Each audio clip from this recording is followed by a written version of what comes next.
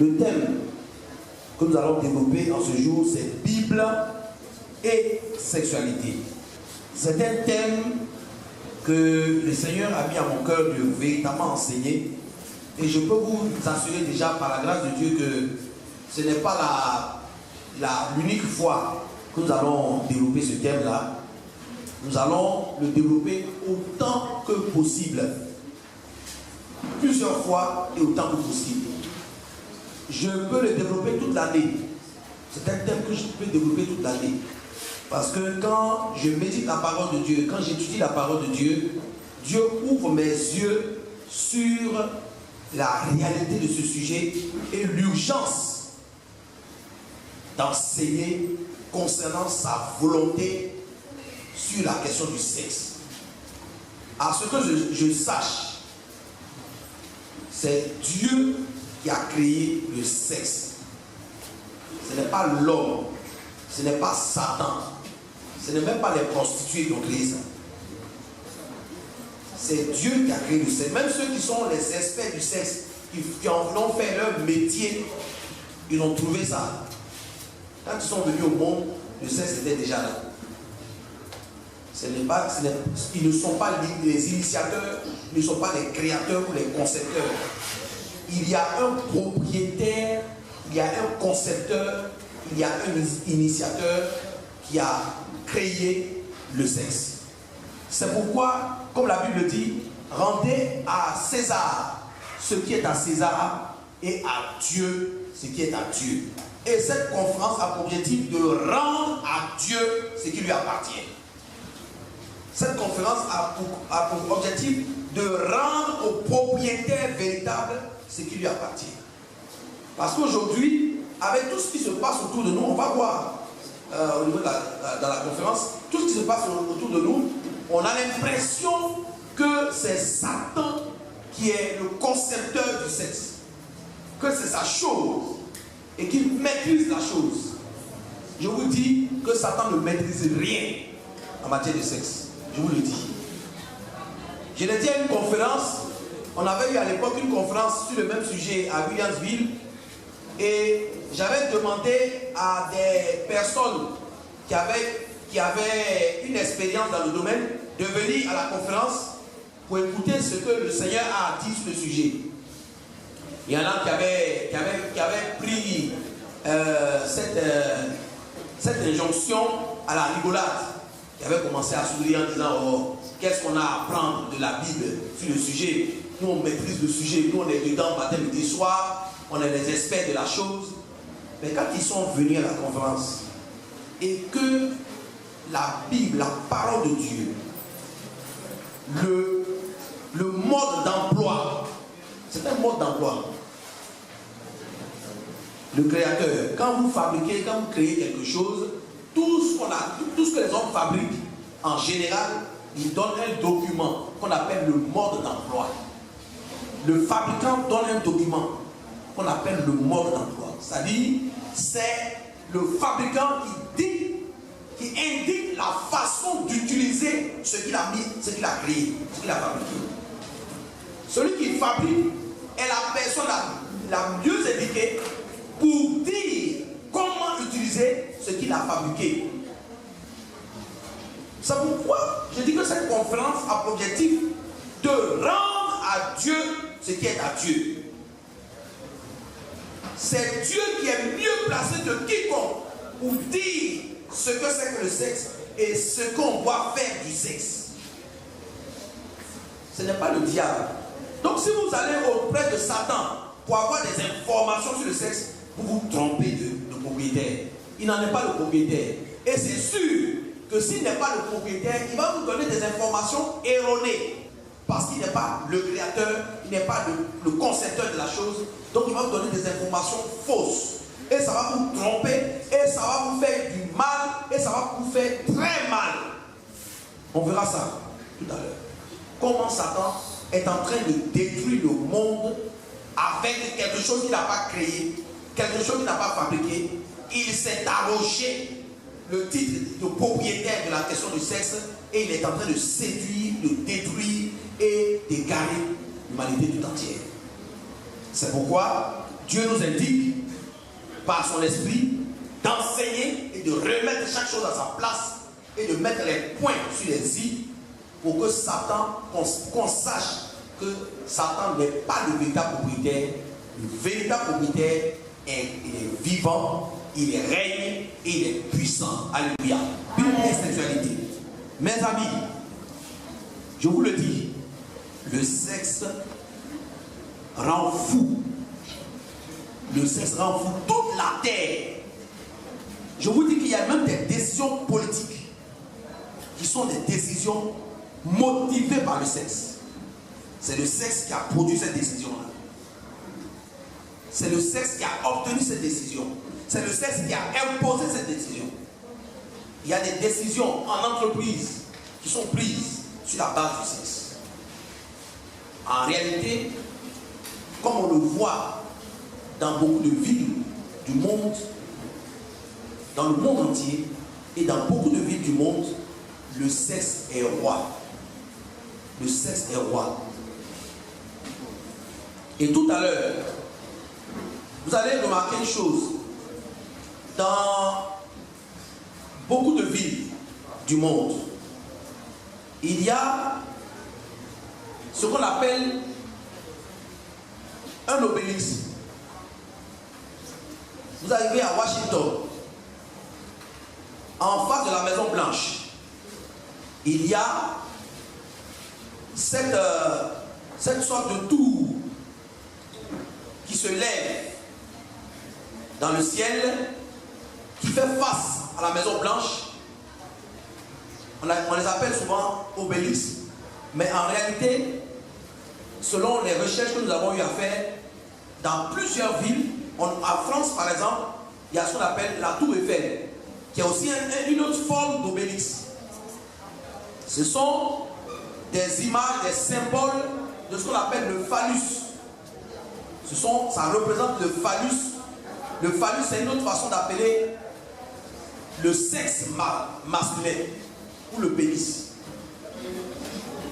Donc, quand vous voyez la Maison Blanche aux États-Unis, en face de la Maison Blanche, ce que vous voyez sous une forme allongée, avec une sorte de toiture, cet obélisque-là qui est dressé, c'est un symbole de sexe.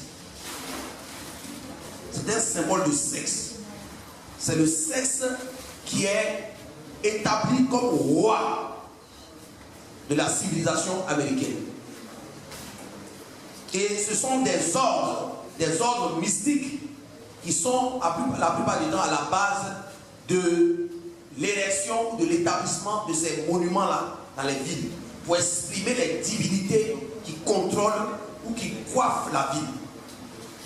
C'est pourquoi à Washington, la capitale des États-Unis, il y a cet obélisque-là qui se dresse dans le ciel comme la tour de Babel qui s'est dressée contre le Créateur, qui a défié le Créateur, au point que le Créateur soit obligé de venir et de les disperser en confondant leur langage, au point qu'ils ne puissent plus continuer de construire cette fameuse tour qui s'élevait dans le ciel. Donc, dans la plupart des villes aujourd'hui qui ont un certain renom, il y a toujours une tour qui s'élève dans le ciel. C'est le symbole du phallus, le symbole du monde, du sexe érigé. La Bible déclare que nous devons adorer le Créateur et non la créature. Mais par une supercherie satanique aujourd'hui, les gens ont fini par adorer la créature au lieu du Créateur. Le sexe que Dieu a créé, les gens se sont tellement voués au sexe que finalement, ils donnent au sexe plus de place que Dieu dans leur vie. Et aujourd'hui, le sexe égare toute la terre. C'est pourquoi nous devons enseigner, Bible à l'appui, la parole de Dieu pour rétablir l'ordre et pour faire entendre la voix du propriétaire du Bible et sexualité. Certains disent, quoi? Un pasteur qui parle de sexualité. Le monde à l'envers. le monde est tombé sur la tête. Un pasteur qui parle de sexualité. Si la sexualité n'avait pas une incidence négative sur la vie des hommes, sur l'âme de l'être humain, le pasteur n'allait pas en parler. Mais avec mon expérience et avec ce que nous voyons dans le monde, nous savons que le sexe a bien une influence sur les âmes et que plusieurs vont rater le ciel à cause de la mauvaise utilisation du sexe. Beaucoup seront perdus, seront détruits à la fin, seront jugés et condamnés par Dieu pour avoir mal utilisé ce que le Créateur, ce que le fabricant a fait. C'est pourquoi nous devons enseigner sur le sexe et sur la façon d'utiliser le sexe pour ne pas que nos âmes soient condamnées. Parce que le sexe peut te bénir, le sexe peut te faire du bien, le sexe peut te détruire. Le sexe, c'est un couteau à deux tranchants. C'est un couteau à deux tranchants. C'est un couteau qui nous permet de faire des bons steaks et les faire frire. Mais le même couteau là, il peut faire de telle sorte qu'on se blesse et il peut quelquefois causer même la mort. C'est pourquoi il faut enseigner sur le sexe. Et c'est un sujet que nous allons développer, nous allons enseigner, nous allons insister, nous allons approfondir. Et je vous assure que j'ai regardé même déjà les thèmes que je dois développer sur le sexe. Il y en a plein. Et ça, ce n'est que le début parce qu'il y a des thèmes beaucoup plus corsés. Quand vous allez entendre, vous allez avoir peur peut-être même de venir à la conférence. N'ayez pas peur. Tout ça, c'est pour démystifier. Parce que Satan, c'est dans l'esprit que ça se passe. Le mensonge de Satan, c'est dans l'esprit qu'il charge. Il nous charge l'esprit de faux trucs, de fausses conceptions, de fausses approches. Et ça agit sur notre comportement. Ça agit sur notre sexualité, c'est l'activité que l'on développe avec le sexe, essentiellement entre un homme et une femme. Essentiellement entre un homme et une femme. Je dis essentiellement entre un homme et une femme parce qu'aujourd'hui nous savons très bien qu'il y a d'autres sortes de sexualité. Il y a d'autres sortes de sexualité, d'autres formes de sexualité. On va en parler. On va en parler. Nous travaillons dans tous les domaines. Notre travail est un travail qui touche Genèse chapitre 2, versets 19 à 25. L'Éternel Dieu dit, il n'est pas bon que l'homme soit seul. Je lui ferai une aide semblable à lui. L'Éternel Dieu forma de la terre tous les animaux des champs et tous les oiseaux du ciel, et il les fit venir vers l'homme pour voir comment il les appellerait, afin que tous les êtres vivants portent le nom que lui donnerait l'homme. Et l'homme donna des noms à tous le bétail, aux oiseaux du ciel et à tous les animaux des champs. Mais pour l'homme, il ne trouva point d'aide semblable à lui. Alors l'Éternel Dieu fit tomber un profond sommeil sur l'homme qui s'endormit. Il prit une de ses côtes et referma la chair à sa place. L'Éternel Dieu forma une femme de la côte qu'il avait prise de l'homme et il l'amena vers l'homme. Et l'homme dit, voici cette fois celle qui est os de mes os et chair de ma chair, on l'appellera femme parce qu'elle a été prise de l'homme. C'est pourquoi l'homme quittera son père et sa mère et s'attachera à sa femme et ils deviendront une seule chair. Amen. C'est un test important parce qu'il y a des éléments dont on a besoin aujourd'hui. Il a dit, l'Éternel Dieu dit, il n'est pas bon que l'homme soit seul. Première chose, l'idée qu'un homme et une femme soient ensemble ne vient pas de l'homme. L'idée selon laquelle un homme et une femme vont vivre ensemble, ce n'est pas une idée humaine, ce n'est pas une idée de l'homme. C'est une idée du Créateur. L'original, c'est le Créateur. La source, c'est le Créateur. C'est lui qui a dit que ce n'est pas bon que l'homme soit seul. Il lui faut une compagne, une femme. Donc Dieu n'est pas contre le fait qu'un homme et une femme soient ensemble. Dieu n'est pas contre le fait que un homme et une femme soient ensemble, puisque lui-même, c'est lui qui fait une aide semblable à lui.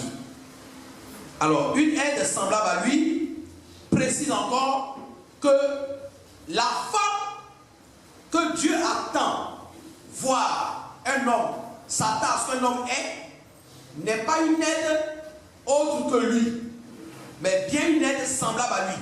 Nous sommes dans le livre de la Genèse, qui est le livre des commencements. Le livre de la Genèse, c'est le livre des fondements. Si la fondation d'une maison est détruite, sachez que la maison, aussi belle soit-elle, elle va s'écrouler. Vous êtes d'accord avec moi? Si la fondation de cette maison-là, elle n'est pas bonne, tôt ou tard, la maison va s'écrouler. C'est pourquoi le livre de la Genèse, c'est un livre très important dans la Bible. Ça vous permet de savoir ce qui était au départ. Si je connais au départ une chose, vous avez fait les mathématiques, il y a ce qu'on appelle le repère. C'est ce qu'on appelle le repère. En fonction du repère, je peux connaître la nature du mouvement, ou bien la physique, ceux qui ont fait la cinématique. En fonction du repère, je peux connaître la nature du mouvement d'un corps.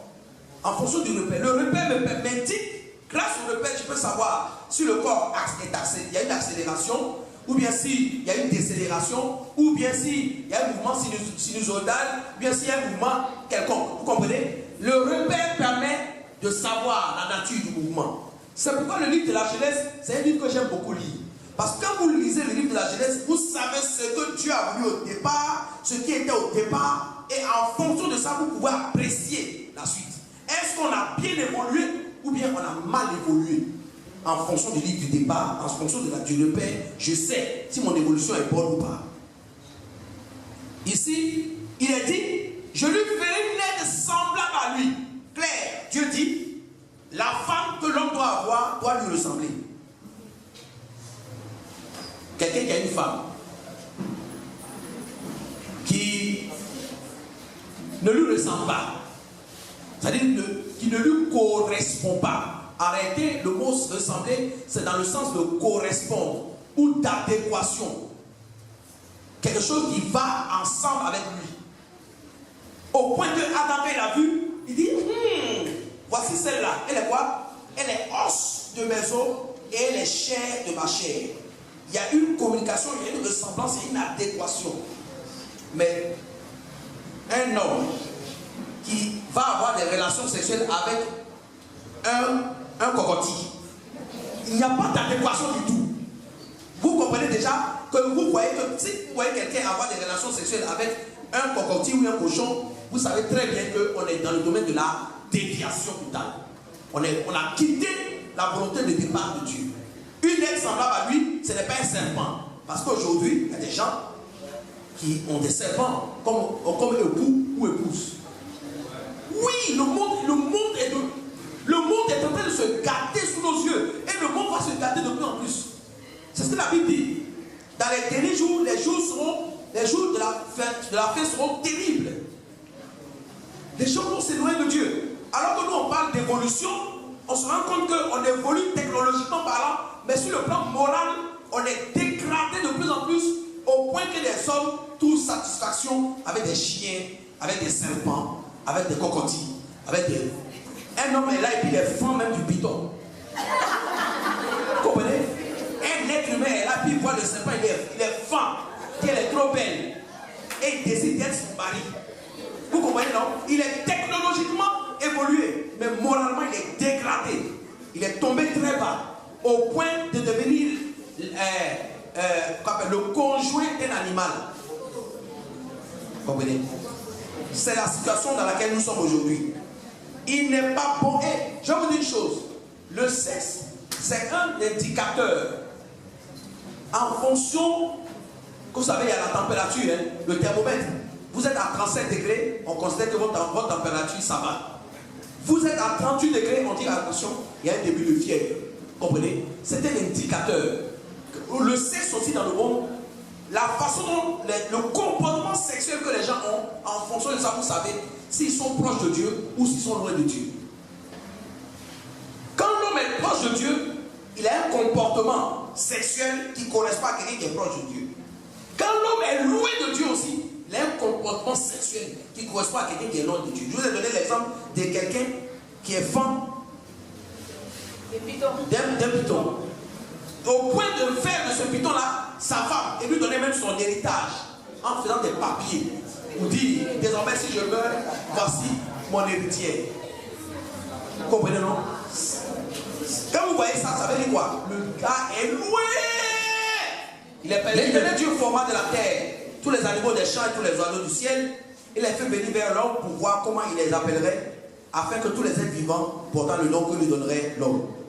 Et l'homme donna des noms à tous les bétails et aux oiseaux du ciel, et à tous les animaux des champs, mais pour l'homme, il ne trouva point d'aide semblable à lui. Alors l'Éternel Dieu fit tomber un profond sommeil. Premièrement, Dieu, celui qui a eu l'idée de mettre un homme et une femme ensemble, c'est Dieu. Deuxièmement, c'est lui qui engage le processus pour les mettre ensemble. C'est Dieu qui initie le processus pour les mettre ensemble. Il a dit, l'Éternel Dieu fit tomber un profond sommeil sur l'homme qui s'endormit. Il s'endormit au point que on lui enlève une côte et ne sent rien. Ça ne vous fait pas passer à quelque chose? C'est l'anesthésie. L'anesthésie générale. Ce n'est pas nouveau. Ça n'effraie pas Dieu. Ce n'est pas extraordinaire. Les gens tremblent. Quand ils ont fait quelques petites découvertes scientifiques, quelques petites prouesses, ils sont là, ils sont remplis. Vous n'avez rien fait de nouveau. La Bible dit qu'il n'y a rien de nouveau sous le ciel. Rien de nouveau. Il n'y a rien de nouveau. Mais quand les gens font des recherches scientifiques, ils font des recherches scientifiques où ça? J'ai posé toujours la question à quelqu'un. Vous faites des recherches scientifiques où? Vous êtes en train de faire des recherches scientifiques dans la plantation de Dieu. Vous avez fait quelle recherche scientifique qui n'est pas devant Dieu? Tout ce que vous faites là, vous allez dans le ciel jusqu'à vous revenez sur la terre jusqu'à vous êtes dans son plantation.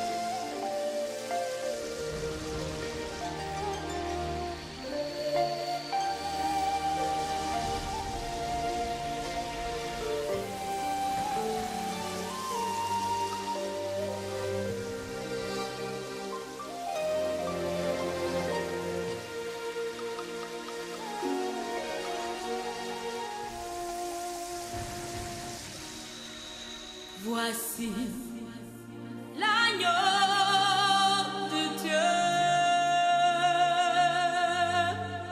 qui ôte le péché de l'humanité. Voici le Fils de Dieu venu du Père pour accomplir sa volonté, supportant le châtiment de la séparation, il s'est donné librement en rançon. Supportant le châtiment de la séparation, il s'est donné librement en rançon. Son nom est Jésus. Jésus est venu nous sauver du péché. Son nom est Jésus. Jésus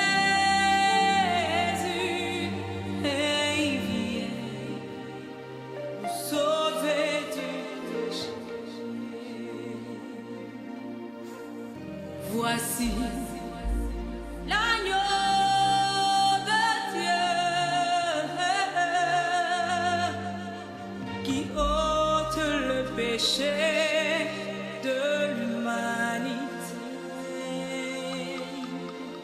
Voici le Fils de Dieu,